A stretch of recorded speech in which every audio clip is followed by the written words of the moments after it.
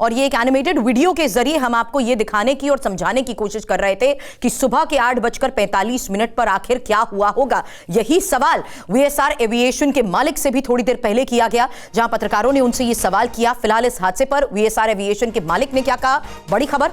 अनुभवी पायलट विमान उड़ा रहे थे, मैं अपना विमान ग्राउंड क्यों करूंगा, हमारा विमान बिल्कुल सही था। ये वीके सिंह जो मालिक हैं उनकी तरफ से बयान इस वक्त सामने आया है, हमारा विमान बिल्कुल सही था।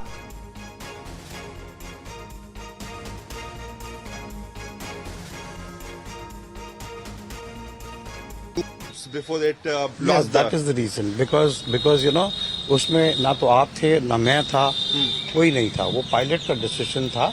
You know, he made an approach from runway 29 and then he carried out a missed approach, after which again he tried to make an attempt from runway 11. This is what I also have no contact with the pilots, they are not there. It is a very unfortunate incident. We are very sad about it. We are trying to first be with the family, solidly with the family who have lost their best next of kins. It's a very unfortunate incident. Primarily, it appears that the pilot could not see the runway, and that's why he would have carried out. But he has already taken 2 loops. How is it possible that he would not see? The pilot will carry out a missed approach in case if he's not comfortable to land on the runway. Yeah. Very experienced pilot, more than 16,000 hours of experience. Very seasoned. The co-pilot was also 15,000 hours. Okay. Yeah. Sorry, 1,500 hours. Okay. Yeah. And the captain was very experienced, instructor examiner material. He was with Sahara, he was with Jetlight, he was with Jet Airways, and he was very experienced on this type of aeroplane also. So the distance was almost more than 6 kilometers from the runway. Do you think it's possible that he could not have seen it, or there could have been any technical scan? I really don't know because I was not there. Because we are talking about the flight data report. I'm only talking of the information that I have got from the eyewitnesses. When was the last security check done on the aircraft? The aircraft was very well maintained. There was absolutely no problem in the aircraft. There was no technical failure in the aircraft. And as far as we know. अब विमान हादसे पर बड़ा पर्दाफाश, क्योंकि 2023 में भी इसी कंपनी का विमान क्रैश हुआ था और यह विमान क्रैश हुआ था मुंबई एयरपोर्ट पर। हालांकि वीएसआर कंपनी के इस विमान को लेकर 2023 में जो खबर थी, आपको बता दें, सीधा लैंड होते ही इसमें आग लग गई थी और यही वजह है कि इमीडिएट फायर सेफ्टी नॉर्म्स को देखते हुए उस वक्त इस आग पर काबू पा लिया गया था। हालांकि 2023 की इस घटना के बारे में जो डिटेल इनपुट अभी तक हमारे पास है, उसके मुताबिक उस वक्त बारिश और विजिबिलिटी एक बड़ी वजह थी। वेट रनवे होने की वजह से ही लैंडिंग को लेकर दिक्कत थी। लेकिन खबर यही है कि 2023 में भी इसी कंपनी का यह विमान क्रैश हुआ था मुंबई एयरपोर्ट पर। वीएसआर कंपनी का यह विमान, यही वजह है कि इसको लेकर लगातार जांच का दायरा बढ़ता जा रहा है और इस वक्त जांच को लेकर कई बड़ी खबरें भी सामने आ रही हैं, क्योंकि एएआईबी जो इस पूरे मामले की जांच की जिम्मेदारी के तहत जांच हर एंगल से करेगी। अब ये वो तस्वीर भी इस वक्त हम आपको दिखा रहे हैं, 2023 जिस बात का मैंने जिक्र किया, ये उसी वक्त की तस्वीर आपके सामने है जब 2023 में इसी कंपनी का विमान रनवे पर कैसे क्रैश हुआ था। ये देखिए तस्वीर, गौर से इस तस्वीर को देखिएगा। जिस बात का लगातार हमारे साथ एक्सपर्ट्स भी जिक्र कर रहे हैं कि उस वक्त बारिश एक बहुत बड़ी वजह थी और वेट रनवे एक बहुत बड़ी वजह था कि यह विमान हादसे का शिकार हुआ था। और उस वक्त भी अगर आप गौर से देखेंगे तो लैंडिंग के दौरान ही यह विमान हादसे का शिकार हुआ था और यह लैंडिंग हो रही थी उस वक्त मुंबई एयरपोर्ट पर। लैंडिंग के इमीडिएट बाद जैसे ही विमान में आग लगी, मौके पर एक्टिव टीम्स ने इस आग पर काबू पा लिया था। हालांकि इस विमान क्रैश में भी लोग इंजर्ड हुए थे।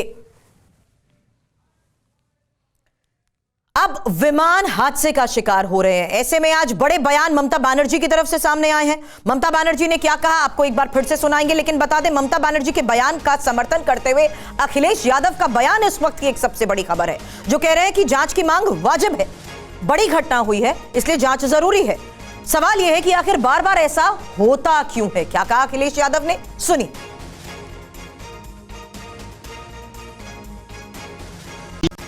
साजिश भी बता रही ममता बनर्जी। साजिश स्वाभाविक है, क्योंकि बहुत बड़े नेता थे, डिप्टी सीएम कई बार रहे वो, और महाराष्ट्र के बहुत लोकप्रिय नेता रहे। और अगर ऐसी घटना हो जाए, और आज के समय पे जहाँ हम इतने जागरूक हैं, टेक्नोलॉजी को इतना समझते हैं चीज़ें, तो उन्होंने ठीक ही मांग की होगी, क्योंकि वीआईपी के साथ इस तरह की घटना न हो। तो एक बार को ये बात तो साफ होनी चाहिए कि आखिरकार ये घटना क्यों हुई। पूर्व में भी कई हमारे वीआईपी इसी तरह उनकी जान गई है। तो आखिरकार ऐसी जांच हो जिससे निष्पक्ष पता लगे कि आखिरकार घटना किस वजह से हुई। क्या आपको भी इसमें सर साजिश लगता है? विमान हादसे पर ही ममता बनर्जी का बयान कि देश में कोई सुरक्षित नहीं है, नेताओं की सुरक्षा का भरोसा ही नहीं है, नेता देश में सुरक्षित नहीं। क्या कहा ममता बनर्जी ने, सुनिए।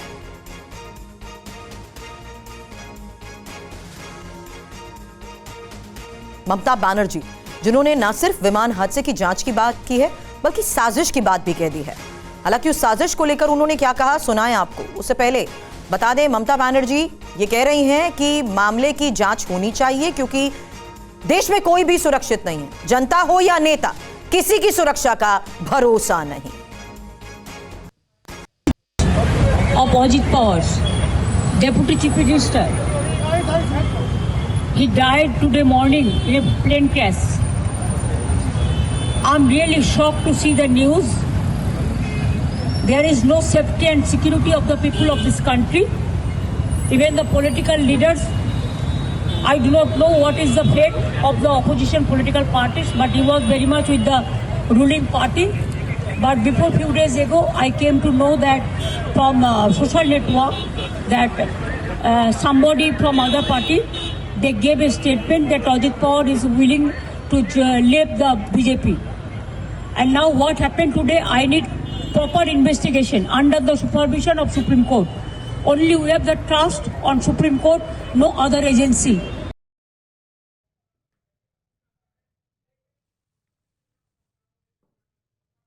तो बड़े बयान इस विमान हादसे की जांच को लेकर तो सामने आ चुके हैं, लेकिन अब सवाल यह है, अहमदाबाद से बारामती बार बार प्लेन क्रैश क्यों हो रहे हैं? और सवाल उस लिहाज से कि क्या देश में एविएशन की हालत खराब है? सवाल इस लिहाज से इंपॉर्टेंट कि उड़ानों में लापरवाही या सिस्टम की कोई गड़बड़ी?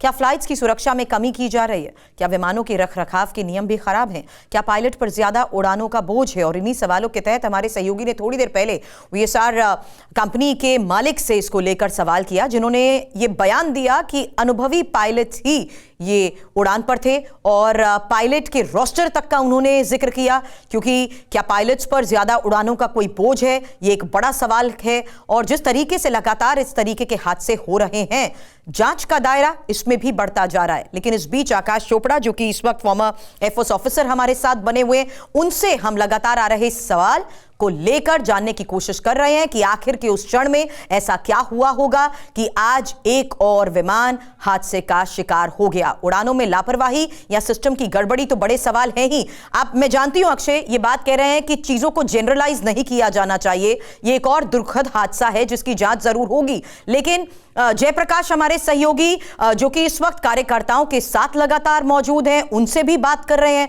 वो भी एक ही मांग कर रहे हैं कि इसकी जांच सही तरीके से होनी चाहिए और यह साफ होना चाहिए कि एक और विमान हादसे का शिकार क्यों हुआ। जयप्रकाश, एक बार फिर से आपके पास आती हूं, संभव है तो लोगों से बात करें। देखिए, सब पदाधिकारी हैं अजीत पवार की पार्टी एनसीपी के, और ये अलग अलग मुंबई के इलाकों से यहाँ पर आए हैं, ठाणे से हैं, महाराष्ट्र के अलग अलग जगहों से यहाँ पर आए हैं। सर, सबसे पहले आप बताएं कि ममता बनर्जी ने जो कहा है, अखिलेश यादव ने भी उस पर अपनी मोहर लगाई है कि ये पूरी साजिश हो सकती है, इसकी पूरी जाँच सुप्रीम कोर्ट के जज करें। आप बताएं। ममता बनर्जी नहीं, पूरे देश और देश के लोग चाहते हैं कि इसकी जांच हो, और वो कोई छोटा मोटा लीडर नहीं थे, गरीबों का नेता और एक बहुत सुलझा हुआ नेता था, हर समाज से प्यार करने वाले। मैं बिल्कुल जांच का विषय, जांच होना चाहिए ना कार्यकर्ता। जी बिल्कुल, जांच होना चाहिए, जांच होनी चाहिए। ये कोई सेकंड हैंड कोई गाड़ी थोड़ी है क्या अचानक में ब्रेक फेल हो गया इसका। ये जेट है, ये प्लेन है, ये ऐसे कोई उड़ जाता है हवा में। इसकी जांच तो होनी चाहिए। आप बताएं सर, आप बड़े पदाधिकारी, आप बताएं सर, आप क्या कहेंगे? नहीं, एक देश का बड़ा नेता और एक प्रांत का भावी मुख्यमंत्री इस तरह हादसे में अगर दुर्घटना होती है तो शंका पैदा होती है। हम चाहेंगे कि हमारे नेता की मृत्यु की जांच हो, सच्चाई सामने आए। क्यों पैदा हो रही है सर? क्योंकि वो कभी भी किसी भी दबाव में काम नहीं करते थे। अपने विचारधारा से कभी समझौता नहीं किया, और महाराष्ट्र में सभी पार्टियों को लगता था कि की वजह से हमारा भविष्य। अच्छा, इसलिए ऐसा लग रहा है। सर, आप बताएं, आपको शक हो रहा है साजिश की वो आ रही है? बिल्कुल बिल्कुल, और बहुत ऊंचे स्तर पर इनकी जांच होनी ज़रूरी है। हाँ। जो पॉलिटिकली सिनेरियो आज की तारीख में महाराष्ट्र में हो रहा है, इस वजह से कभी भी गवर्नमेंट गिर सकती थी, हाँ। तख्ता पलट हो सकता था। हाँ। और इस के तहत मुझे पूरी शंका है कि इनके ऊपर पूरी कॉन्स्पिरेसी कर ये पूरा काम किया गया है और उच्च स्तर पर जांच होनी चाहिए। ये आम जनता की मांग है। हाँ, एनसीपी की भी मांग यही है। बिल्कुल। आप- बिल्कुल बिल्कुल, और हमारे जो वरिष्ठ अरशद भाई और इन्होंने जो बताया उसका मैं अनुमोदन करता जी सर, आप बताएं कन्हैया जी। सबसे पहले हाँ। मुझे ये कहते हुए अपार दुख होता है हाँ। कि ज़मीन से जुड़ा हुआ एक ऐसा नेता, जो कार्यकर्ताओं को बारे में अच्छी तरह से समझ रखने वाला नेता, खास करके लोग, हर कार्यकर्ता उनको भावी मुख्यमंत्री के रूप से देख रहे थे। आज हम सबका सपना अधूरा रह गया है। आज जो विरोधी पक्ष के लोग हैं उनके खेमे में भी हड़कंप मच गया था, क्योंकि अजय दादा ने कई बार चेतावनी दी है कि मैं अपने स्वाभिमान के साथ समझौता नहीं करता, मैं किसी के दबाव में आने वाला कार्यकर्ता व नेता नहीं हूँ। अजय दादा पवार ने लोगों को ये बता दी और खुलाई चेतावनी भी दी थी कि आने वाले दिनों में अगर कोई हमारे स्वाभिमान पर ठेस पहुँचाएगा तो उसका मुँह तोड़ उत्तर देंगे। शायद यही डर का कारण रहा, इसी की वजह से शायद ऐसी प्रकार की घटना अप्रिय हुई है। और इसकी निष्पक्ष जांच हो, स्तरीय जांच हो। खास करके अजय दादा पवार एक ऐसे जिन्होंने लोगों को ये संदेश दिया कि कार्यकर्ता और नेता कैसा होना यहाँ चाहिए। पर देखिए, आप देख सकते हैं किस तरीके से अजीत दादा के जाने के बाद